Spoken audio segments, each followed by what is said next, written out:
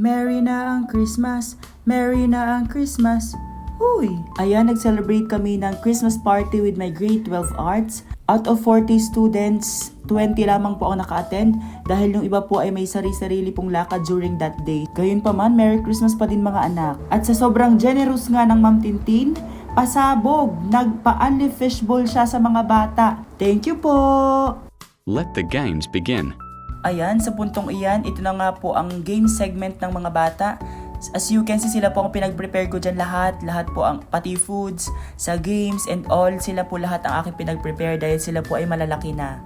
Ayan, as you can see, nakakatuwa po makita ang mga batang ito dahil simple celebration, but I think this is a memorable one for them. Kaya po sa mga hindi naka-attend, na aking mga anak, Merry Christmas, Merry Merry Christmas. Huli sa Pasko, okay? Huli sa Pasko, ready? 3, 2, 1, go! Ayan, baka hanapin niyo po ako sa video. Wala po ako dyan sa video dahil ako po mismo yung nagvi-video niyan. Ayan na nga ang last game ng mga bata bago pumasok o bago bigyan ni Santa Claus ng gift ang mga attendees ng grade 12 arts. Gusto niyo bang makita ang tinutukoy kong Santa Claus? This is it! Ho ho ho! Merry Christmas!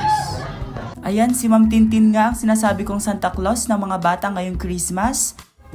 Ayan, grabe nga mag-share ng blessings ang Ma'am Shaz.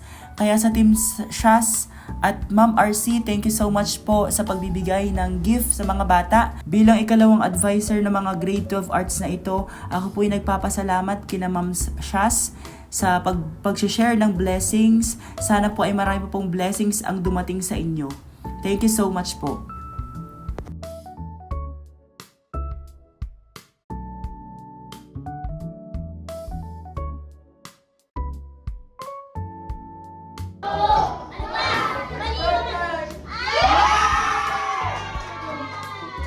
Ito po ma'am ay mga sinulat po namin message para sa inyo.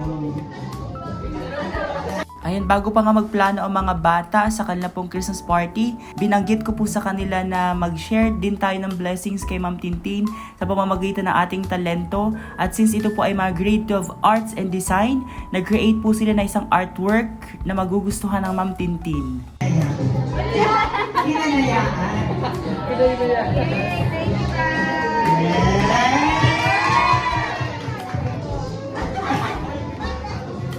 Well, hindi naman nagpahuli ang mga grade 12 arts sa pagbigay sa akin ng simple gift, but I think this is meaningful for me dahil nakaka-touch po ang mga batang ito. At bago po man magkaroon ng Christmas party, binanggit ko na sa mga bata na huwag nang mag-gift sa akin, lalo na kung bibili pa sila, dahil sabi ko, ang pag-attend nyo lamang sa Christmas party ay napakahalaga dahil ito ay isa sa memorable days for them.